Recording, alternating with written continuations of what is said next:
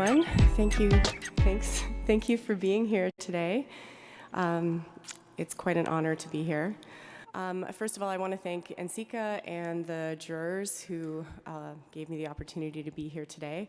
And I'd like to thank my partner, Ryan Legasic, and my daughter, Frances, who may be here. I think they're in the back. I wouldn't be able to do any of this without you, and I really appreciate your support.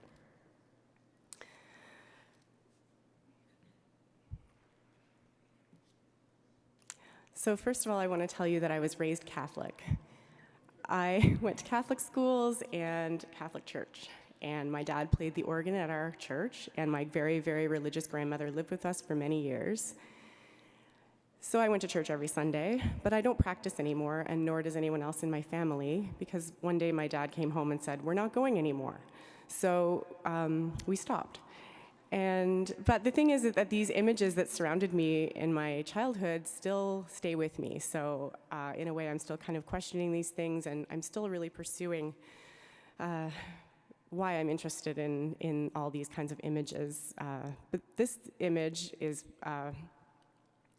quite special to me.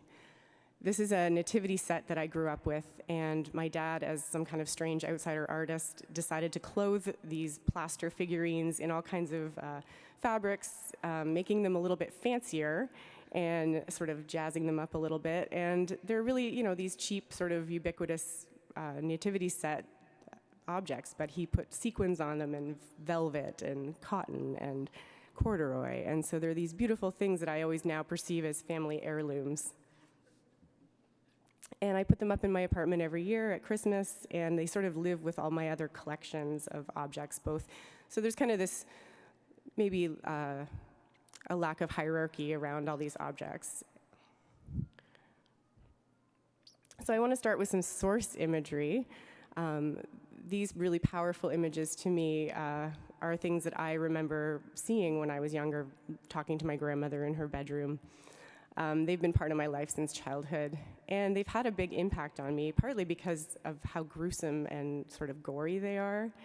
But what I really love about these saints that are being kind of torn apart and fragmented and tortured is that they have this very serene look on their faces, as if they're not really noticing what's going on with them. And so I have an image of Mary Magdalene, who at one point, as probably most people know, was thought to be a prostitute, but then repented, and so here she is receiving the body of Christ in her repentant coat of hair. And St. Bartholomew, who's shown here, holding his own skin because he was flayed as his martyrdom. Another image that I really love is one of St. Lucy. She was a saint who was martyred by having her eyes gouged out, and here she is, shown calmly, holding a plate with her eyes on the plate, which I always really love because she also has eyes in her head at the same time. And then this is an image of Saint Sebastian, who is being pierced with several arrows. But although he's tormented and bleeding and in pain, his face doesn't really belie that kind of the nature of his wounds. So what I love is also that these saints are ubiquitous in Christian iconography. They change over time. Different artists portray them differently, but they're sort of these standard images where they're portrayed with their emblem and this look of serenity on their faces. And it really appeals to me because I find that the whole relationship between the body and the soul in Catholicism is very complicated. One should never talk about desire. The body is a site of sinful transgression. But the imagery itself is very visceral and very gory, and it's all about the body to me. At Mass, we eat the body of Christ, we drink his blood, but we never actually talk about any of the things that the body goes through. And especially as an adolescent going through these things, it's very confusing to be told one thing and then not told another. So these images are two self-portraits that I did when I was in undergrad at Sheridan College. And I decided to be a little humorous and put myself in the place of St. Lucy holding a plate, but instead of the eyes, I have my glasses on my plate. And the other one is me as St. Sebastian. And so I just sort of wanted to start using these historical images that I associate with Christianity in my own work. I really always wanted to do narrative work on clay, so this was kind of the start of that process. Here's some other work that I started developing kind of after Sheridan College. I'm doing a lot of black and white sgraffito work, but I started to develop my own vocabulary of images that spoke to me about my religious upbringing, using both Christian iconography and also like personal images. So there's a chair that's on fire. It kind of symbolizes the chair my grandmother sat in our kitchen day in and day out, holding court over our entire family. And there's another image of a house on fire, and it's sort of, I like to think about my dad and his complete paranoia about fire and how we had a fire plan, and we were told about it all the time. So just kind of these little things from my childhood, but also in conjunction with these Christian images.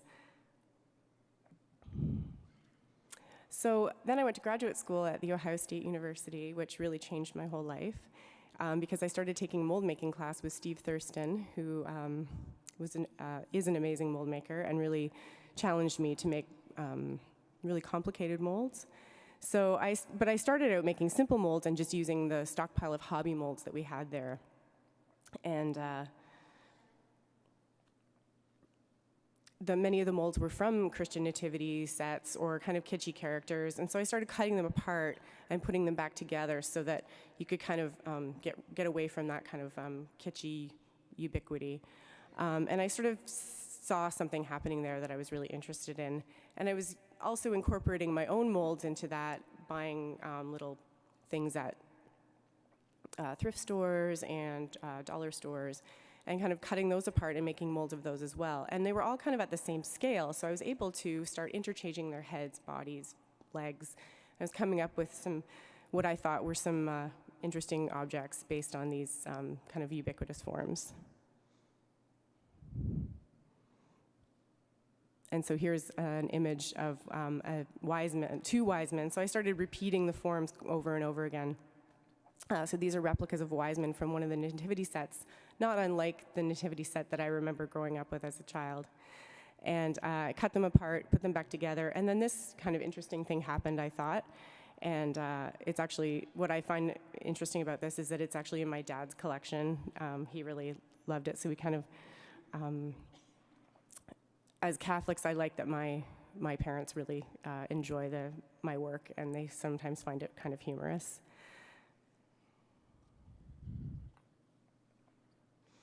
So I began research into depictions of monsters, mostly those from medieval and early Renaissance.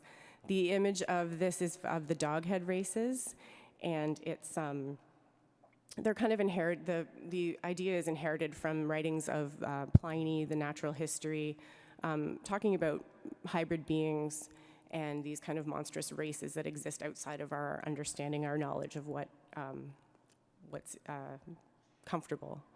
So the hybrid beings, I find, can give ourselves an understanding of like what is outside of normal. It also can inspire us with a sense of wonder, seeing something that we have never seen before. So in these pieces, I was kind of trying to mimic that idea of these monstrous hybrids by creating these hybrid saint and animal forms. So this was kind of my first foray into these like hybrid creatures.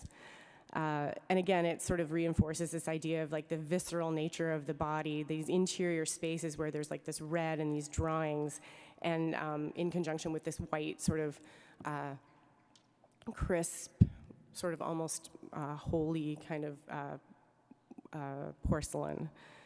The mold making lends itself really well to this idea of interior and exterior, and so I really like playing around with those ideas. Plus, I would leave the seams in the mold so then I could really further reinforce the idea of fragmentation in my work, which is what I was interested in with the saints that I was looking at. So for me, animal and human hybrids, or animal hybrids, they're kind of always in flux, and they're always depicting two things happening at once.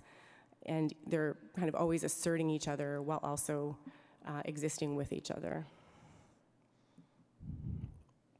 So one of the most influential things that happened to me in Ohio also was that I went to the Ohio State Fair, and I was struck by the image of the sheep in these coats and clothing, and I really wanted to, the image was so jarring, I really wanted to try and mimic this, this image. So here's my version of the sheep covered in these protective clothings. But I started wrapping them and bandaging them, and I realized that when I started wrapping them, there was this gesture that was happening that was very, there was something else happening under the surface that I wasn't really aware of what was going to happen. And started bringing up all these emotions about my Catholic upbringing. The ambiguity of the wrapping, bandaging, and binding simultaneously became a metaphor for the intersection of comfort and coercion, pleasure and pain. It brought up really conflicted emotions about these things. Another image from the Ohio State Fair. I was also interested in how the people who were at the fair lived and slept and ate with their animals, but also kept them very tethered and tightly bound to their quarters. And so I'm kind of showing you like source and then the piece that I made sort of in response to that.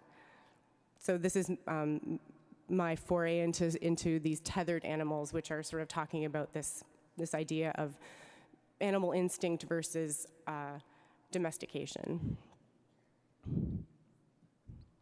Another source image that I like to look at and use a lot is this vegetable lamb. It's a lamb growing out of a tree, and I keep coming back to this image. I really love the medieval and early Renaissance depictions of monsters, and I like that it's sort of this half plant, half animal creature. And I'm thinking about these animals being mired and not having any agency, and so this outside force kind of coming in onto them.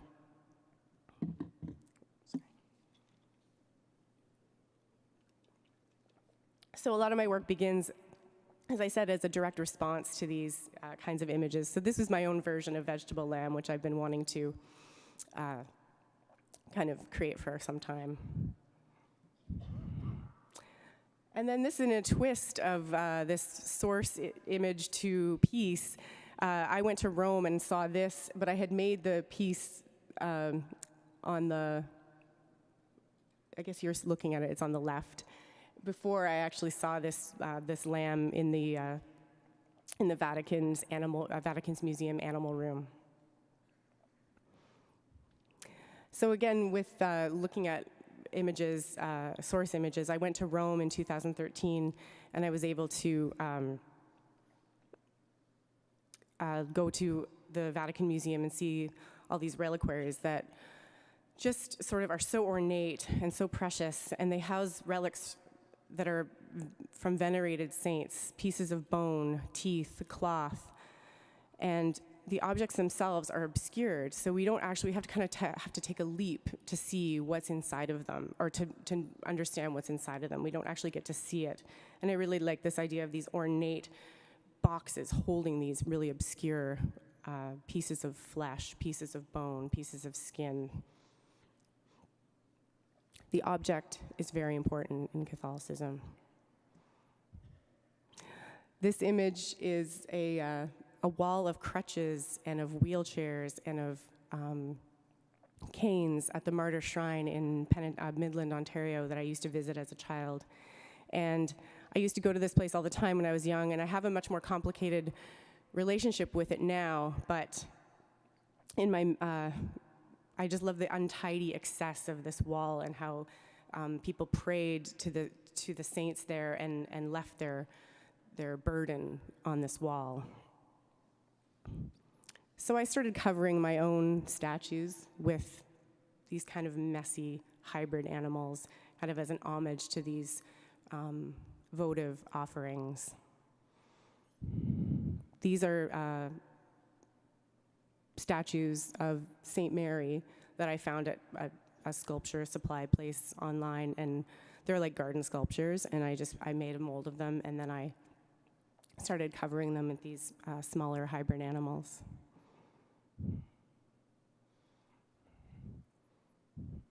And this is just a detail of that image.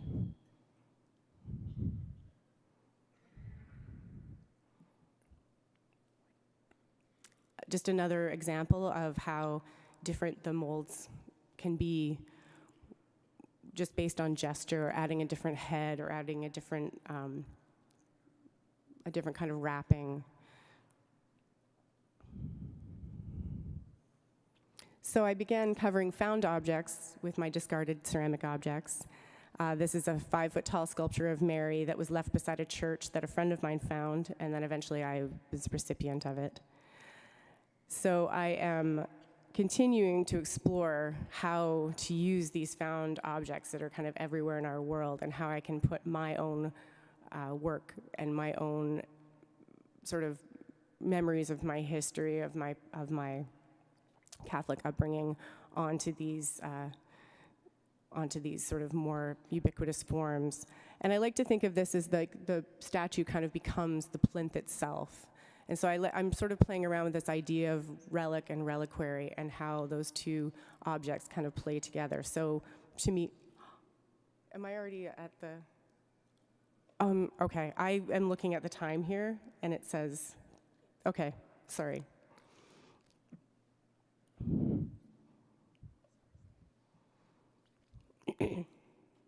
This is more of an intuitive process. Okay, I'm sorry.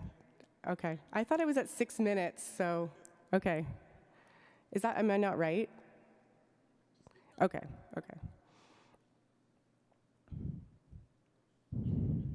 I want to talk a little bit about my interest in bestiaries. The bestiary, the medieval bestiary, is a compendium of real and mythical animals from the Middle Ages that operate as allegories, sort of using animals to illustrate human qualities and behaviors. In all of my work, animals are actually stand-ins from my own experiences. So I hope that people interacting with the work can relate to the animals in this way too. In a show that I mounted in Toronto called A Canadian Bestiary, I was using this idea of bestiaries as stand-ins for human beings. The animals are walking across a bridge. They're sort of dealing with their own stories, but I'm hoping that people can see them as stand-ins for their own personal journey.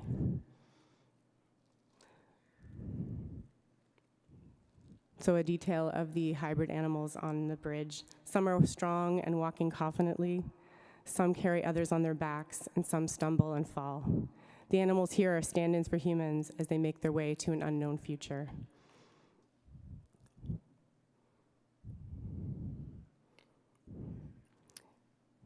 There's another detail. And here's just some installation views of this exhibition that I created at the Gardner Museum. This piece, to me, becomes its own reliquary. There are trees cut down with hearts mounted on them.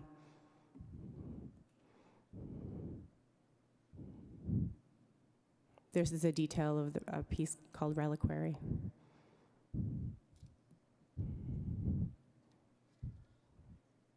Here are some more of the animals that I created for this exhibition. This exhibition was actually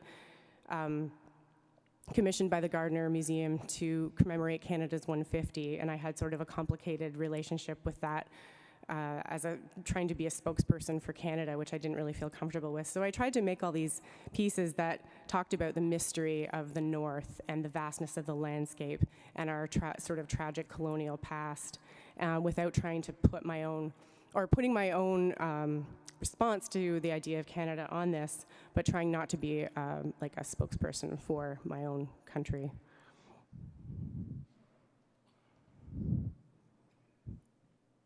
A deflated deer head from part of the exhibition. I began using hunting decoys in conjunction with the toys. So again, more forms that I can use that are all very ubiquitous, very similar, but kind of using them in my own way, and started stacking them to sort of talk about the relationships between predator and prey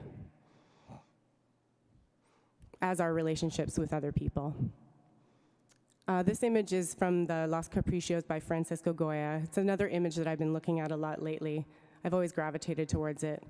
It gives me another powerful image to reflect on and use as inspiration. For me, it talks about the idea of being tethered and bound to something, and hierarchies in relationships. How are these animals coping with being tethered together? I'm trying to activate the intensity of these relationships through wrapping. Are they bound in a way that makes things more difficult, or are they existing symbiotically? How can I exist with the weight of the past and the hope for the future? Thank you.